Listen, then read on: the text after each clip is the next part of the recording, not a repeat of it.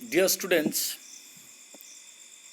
in economics, in macroeconomics, before this, I have discussed about what macroeconomics is, uh, what are final goods, what are intermediate goods, again, what is consumer goods, what are consumer durables, capital goods, all things I have discussed, and even I have discussed about the gross investment, net investment, depreciation, etc. When I talk about the depreciation, I would like to share with you that uh, depreciation is also sometimes known as uh, mm, what I can say, consumption of fixed capital. Okay. So depreciation is a regular process of fall in the value of capital goods used in any economic activity. But sometimes what happens due to accident, due to fire, due to theft, or because of natural calamities, we have a sudden loss of capital goods.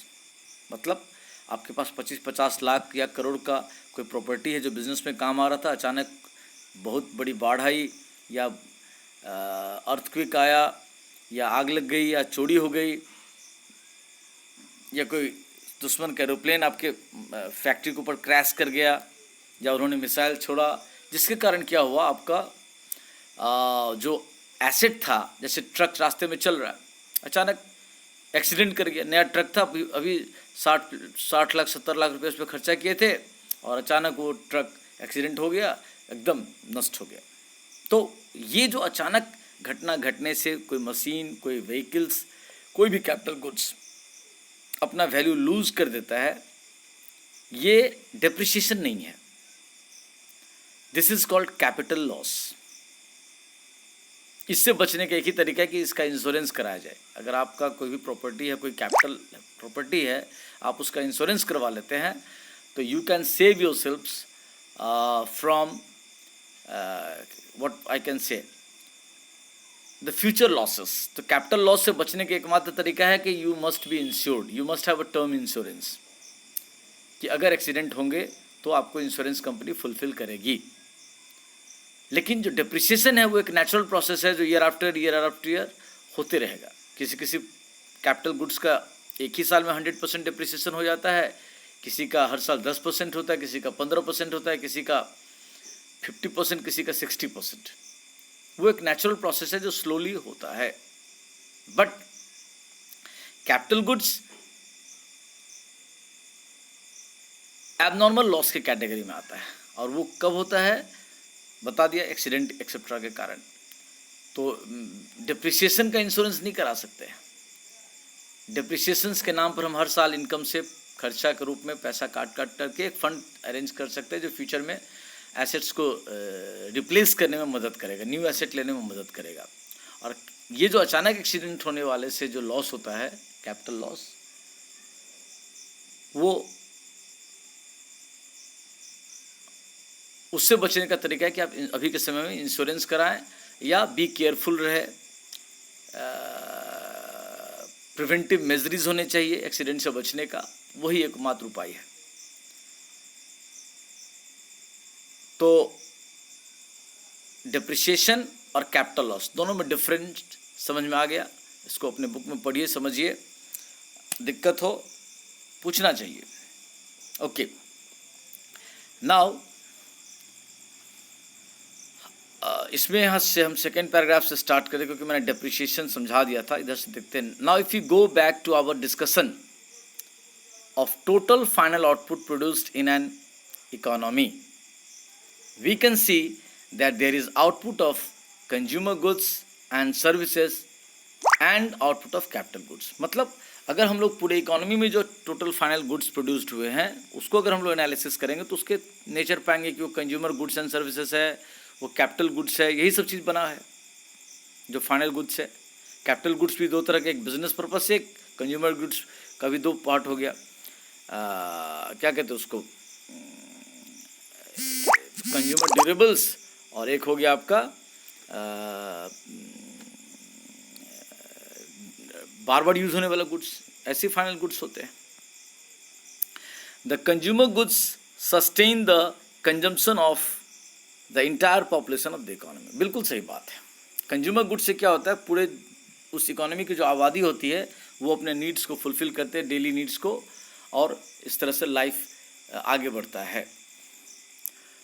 Purchase of consumer goods depends on the capacity of people to spend on these goods which in turn depends on their income. मतलब हम लोग जो कुछ भी चीज़ final goods purchase करते हैं, तो ये फाइनल गुड्स परचेज तो कर लिए, बट परचेज कैसे करेंगे, परचेजिंग पावर होनी चाहिए, और परचेजिंग पावर किस पर डिपेंड करती है, हमारे इनकम पर। यानी जो कंज्यूमर है, अगर उसको कोई उसका कोई सोर्स ऑफ इनकम नहीं रहेगा तो वो फिर वो परचेज कैसे करेगा, और अगर वो परचेज नहीं करेगा, अपने वांट्स को परचेज करके डिमांड में नहीं कन्वर्ट करेगा, तो फिर जो प्रोड्यूसर्स गुड्स सेल कर रहे बना रहे वो बिकेगा कैसे, बिकेगा ही नहीं, और बिकेगा नहीं तो फिर इकोनॉमी में जो एक्सचेंज है वो कहाँ से होगा।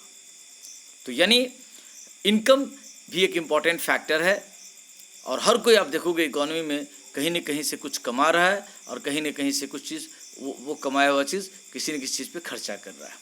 और इस तरह से पूरी दुनिया में, पूरे इकोनॉमी में हर फैक्टर्स ऑफ प्रोडक्शन कुछ ना कुछ सर्विसेज दूसरे को दे करके, कुछ ना कुछ गुड्स दूसरे को बेच करके कमा रहा। कोई अपना सर्विसेज प्रोवाइड कर रहा तो सैलरी कमा रहा, या फ़ी कमा रहा, या कमीशन कमा रहा। कोई कहीं अपना प्रॉपर्टी किसी दूसरे को यूज़ करने के लिए दिया है तो उससे रेंट कमा रहा, हायर चार्जेस कमा रहा।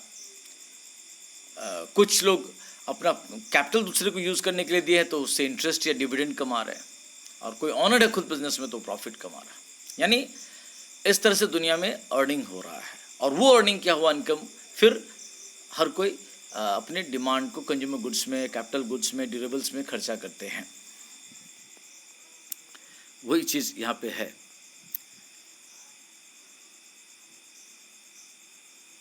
हाँ,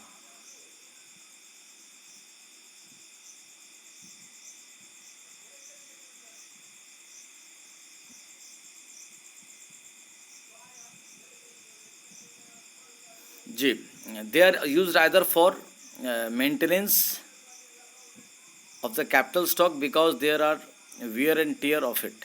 तो यहाँ पे there are the other part of the final goods, the capital goods are purchased by business enterprises.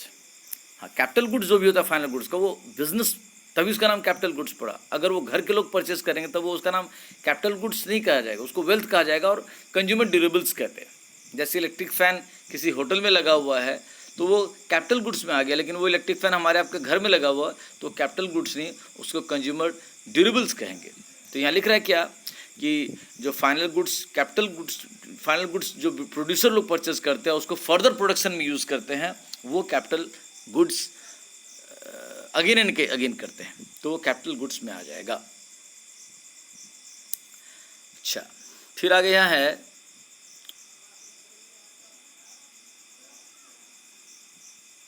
they are used either for maintenance of the capital stock because there are wear and tear of it। मतलब पहले से already जो asset हमारे पास है, capital stock है, उसमें समय के साथ वियर एंड टियर होता है, तो उसका रिप्लेसमेंट के बदले में नया नया एसेट हमारे पास आते रहना चाहिए।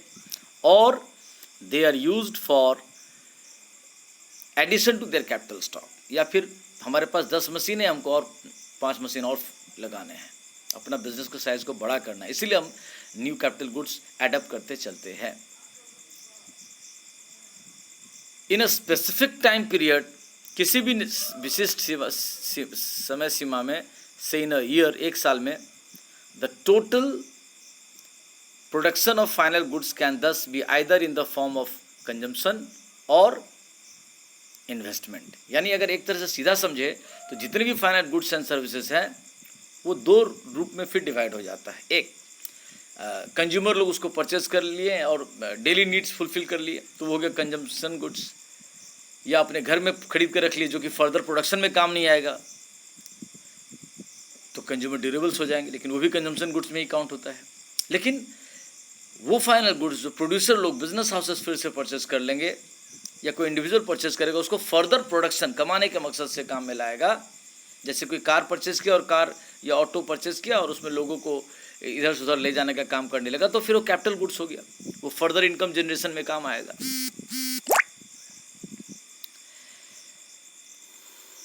तो फाइनल गुड्स के दो पार्ट हो गए, एक कंज्यूमर गुड्स, कंजम्पशन गुड्स, और एक दूसरा हो गया capital goods. Capital goods further production में काम आएगा।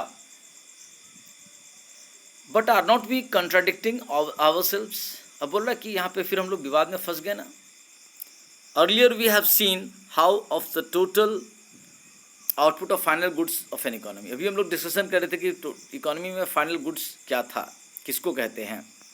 If a larger share goes for production of capital goods, a smaller share is available for production of consumer goods. अब कह रहा है क्या कि देखिए, कैपिटल गुड्स का भी प्रोडक्शन होना चाहिए और कंज्यूमर गुड्स का भी होना चाहिए, लेकिन अगर किसी इकोनॉमी में ज़्यादा कैपिटल गुड्स का प्रोडक्शन है, यानी कि कंज्यूमर गुड्स का प्रोडक्शन कम होगा, और अगर कंज्यूमर गुड्स का प्रोडक्शन ज़्यादा होगा तो कैपिटल गुड्स का प्रोडक्शन कम होगा।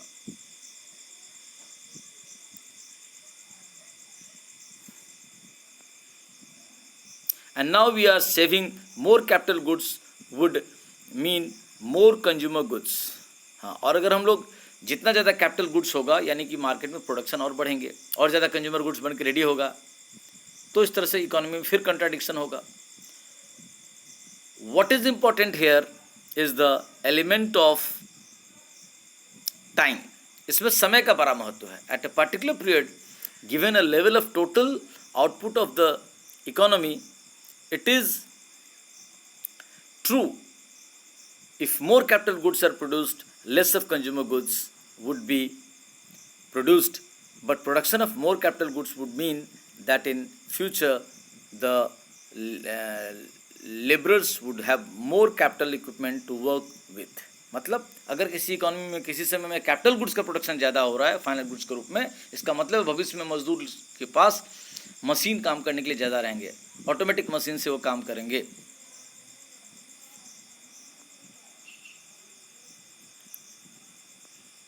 We have seen that this leads to a higher capacity of the economy। इससे क्या होगा, भविष्य में इकोनॉमी और बूस्टअप होगी,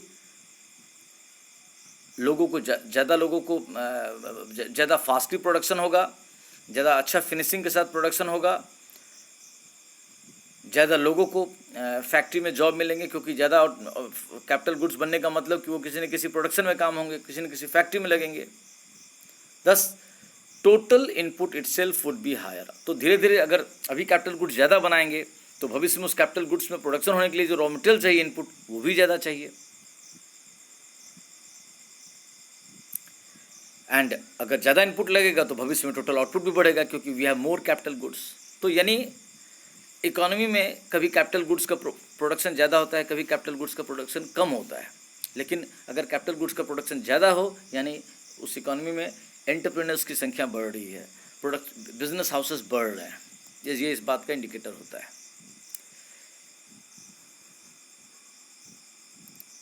Thus total input itself would be higher compared to the case when less capital goods were produced. If total output is higher, the amount of consumer goods that can be produced would surely be higher। और जैसे जैसे capital goods का production कुछ दिन ज़्यादा रहेगा तो बाद में भविष्य में कंज्यूमर गुड्स का भी प्रोडक्शन ज़्यादा होने लगेगा। तो यानी एक दूसरे के कॉम्प्लीमेंट्री हैं। ऐसा नहीं है कि कंज्यूमर गुड्स प्रोडक्शन ज़्यादा होने लगेगा तो कंज्यूमर गुड्स भी ज़्यादा प्रोडक्शन होगा, और वो तभी बिकेगा जब लोगों के पास इनकम रहेगा। और कैपिटल गुड्स ज़्यादा प्रोडक्शन होगा, इसका मतलब हो रहा है कि एंटरप्रेन्योर्स की संख्या बढ़ रही है, ज़्यादा बिजनेस हाउसेस खोलने के डिमांड बढ़ रही है, वेंचर का साइज बड़ा होने का, इकोनॉमी में धीरे धीरे कैपेसिटी बढ़ रहा, तो फ्यूचर में और ज़्यादा प्रोडक्शन होगा और ज़्यादा एम्प्लॉयमेंट जनरेशन होगा। ऐसा समय आने वाला होता है। तो ये टॉपिक हम लोगों ने ख़त्म किया। तो इसमें क्या कह रहा है आगे, thus the economic cycle not only rolls on, ये जो इकोनॉमिक चक्र है, आर्थिक चक्र है, ये चलते रहता है। कभी कैपिटल गुड्स का प्रोडक्शन ज़्यादा, कभी कंज्यूमर गुड्स का प्रोडक्शन ज़्यादा, कभी बिजनेस डाउन, कभी बिजनेस अप, कभी बिजनेस बूम कंडीशंस में, बूम माने बहुत अच्छा कंडीशन, सारे फैक्टर्स ऑफ प्रोडक्शन को एम्प्लॉयमेंट मिल रहा है, और कभी डिप्रेशन, काफ़ी मंदी का दौर चल रहा है। तो ये इकोनॉमिक साइकिल में ये 3-4 फेजेज हैं, ये 4 फेज आते रहते हैं। Higher production of capital goods enables the economy to expand, सही बात है। जितना ज़्यादा कैपिटल गुड्स का प्रोडक्शन होगा, इकोनॉमी धीरे धीरे बढ़ेगी, क्योंकि फ्यूचर में वेंचर्स ज़्यादा बढ़ेंगे, एग्जिस्टिंग बिजनेस के प्रोडक्शन कैपेसिटी बढ़ेंगे, etcetera. It is possible to find another view of the circular flow in this discussion we have made so far. अभी तक हम इसमें सर्कुलर फ्लो क्या होता है इस चीज़ को थोड़ा समझेंगे। Since we are dealing with all goods and services that are produced for the market, हम लोग चूँकि सारे तरह के गुड्स एंड सर्विसेज के बारे में चर्चा करें जो बाजार में बिकने के लिए आता है, फाइनल गुड्स एंड सर्विसेज जो अल्टीमेट कंज्यूमर्स को बिकता है।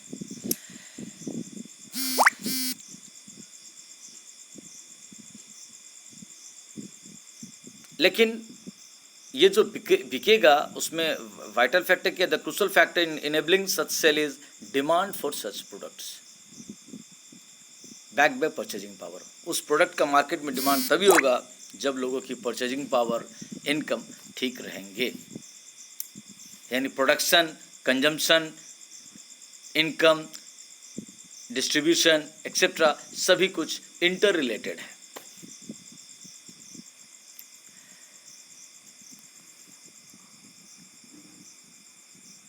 One must have the necessary ability to purchase commodities। बिल्कुल सही बात, प्रोडक्शन तो हो जाएगा लेकिन कम्युनिटीज़ खरीदने के लिए हमारे पास परचेजिंग पावर होनी चाहिए, इनकम होना चाहिए। Otherwise one's need for commodities does not get recognized by the market. हाँ, वो मेरा वांट्स ही रह जाता है, मेरी डिज़ायर ही रह जाता है। डिज़ायर डिमांड में कब कन्वर्ट होता है? When we have purchasing power. और जब तक हम परचेज नहीं करेंगे तब तक मार्केट में कोई रिकॉग्निशन नहीं है, डिमांड काउंट ही नहीं होता है। We have already discussed about the one's ability to buy commodity comes from the income one earns as labourers earning wages और सैलरी, और एज एंटरप्रेन्योर अर्निंग प्रॉफिट्स और डिविडेंड, और एज लैंडलॉर्ड अर्निंग रेंट्स, और as owner of the capital earning interest and profit etcetera. In short, यानी कि यहाँ ये कहना चाह रहा है कि हम लोग जानते हैं कि जो भी दुनिया में लोग हैं वो कई तरह से पैसा कमाए। मैं भी एग्जांपल दिया था, रेंट, इंटरेस्ट, प्रॉफिट एक्सेट्रा, वही यहाँ फिर से समझा रहा है।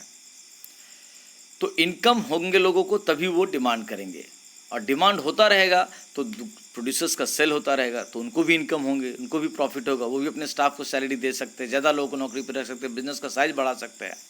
तो इंटर रिलेटेड, एक दूसरे पर डिपेंडेंट है।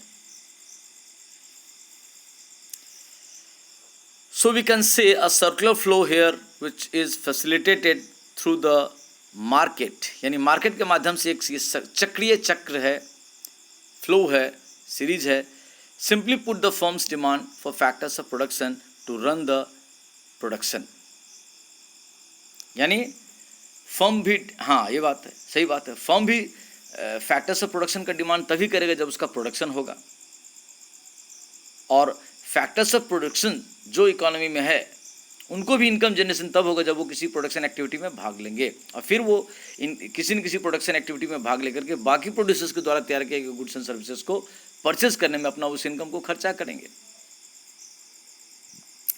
सो the social act of consumption and production are intricately linked, and in fact there is a circular causation here। यानी आप देखोगे एक चक्र है, उस चक्र में everyone is a producer, everyone is a consumer, everyone is a seller, everyone is a buyer, because we can't produce everything, we are producing something, and whatever we are producing we are selling, and by selling we earn something, we earn profit, we earn rent, we earn salary, we earn higher charges, we earn rent, etc. We earn commission, we earn fee, etc. These are the various forms of factor incomes. And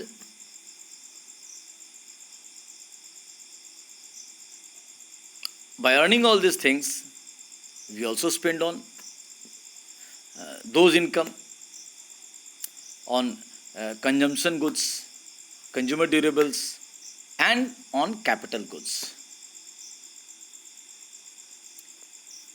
In this way, money as an ultimate exchange material nowhere stops. It moves from this hand to that hand.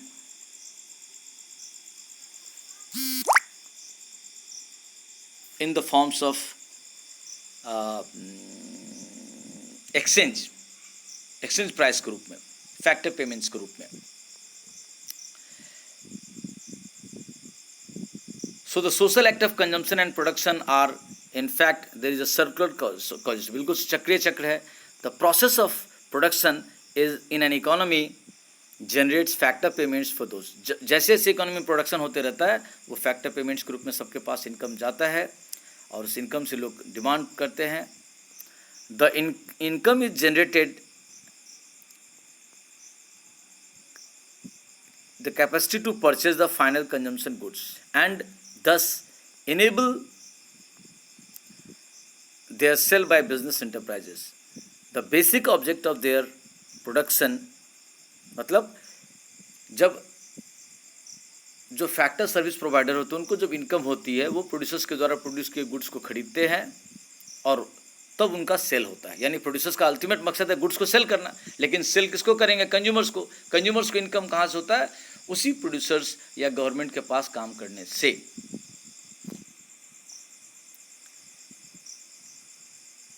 तो इस तरह से हम लोगों ने यहाँ पे इस चीज़ को समझने की कोशिश की है कि लॉस और कैपिटल लॉस और डेप्रिसिएशन में डिफरेंट है. ये बात को समझे. फिर बाद में क्या समझे कि ये जो इकोनॉमी में प्रोडक्शन हो रहा है, जो फाइनल गुड्स हैं, उसके दो पार्ट हैं अल्टीमेटली, एक कंजम्पशन गुड्स और एक capital goods. Capital goods further production में काम आता है. अगर कैपिटल गुड्स का प्रोडक्शन ज़्यादा हो रहा है तो इसका मतलब हो सकता है इकोनॉमी में अभी कंज्यूमर गुड्स ज़्यादा नहीं बन रहा हो, बट कैपिटल गुड्स ज़्यादा बनने का मतलब हुआ कि फ्यूचर में इकोनॉमी एक्सपैंड करेगी, ज़्यादा एंटरप्रेन्योर्स यहाँ होने वाले हैं, ज़्यादा वेंचरर्स होने वाले हैं, या एग्जिस्टिंग बिजनेस का प्रोडक्शन कैपेसिटी बढ़ने वाला है. So in future there will be more production of consumer goods, capital goods.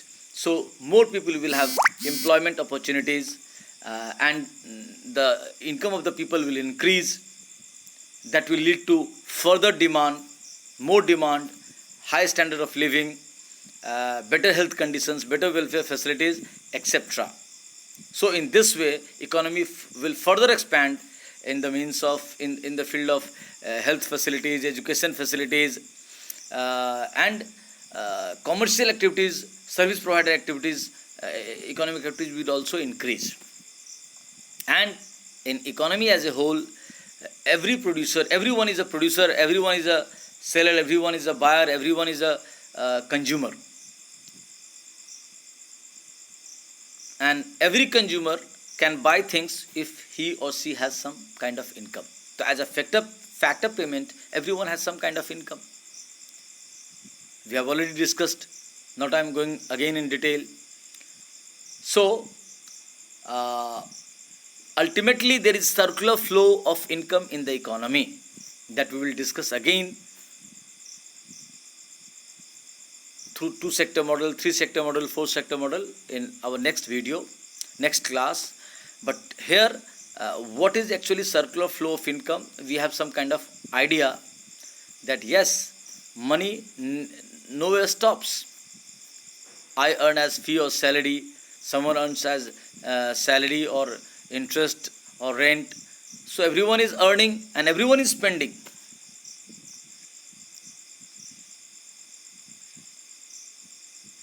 And in spending, some part is spent as regular consumption and some part is spent as on capital goods, that is for further production. that will be used again and again for further production. All those such expenses are gross investment, and from those capital goods expenditure, gross investment, if you subtract depreciation, consumption of fixed capital, we get net investment. तो इसको एक बार फिर से पढ़िए, आपके पास जो book हो उससे पढ़िए. If you have any problem call me. My cell number is 9333124957. I will clear your doubts. I have discussed, shared with you whatever notes I have with you. You read from your books. Wherever you have doubts, you can ask. But first of all, clear your concepts, clear your understandings, develop your understandings. Increase your patience of listening, reading, understanding. Then things will be better. Thank you.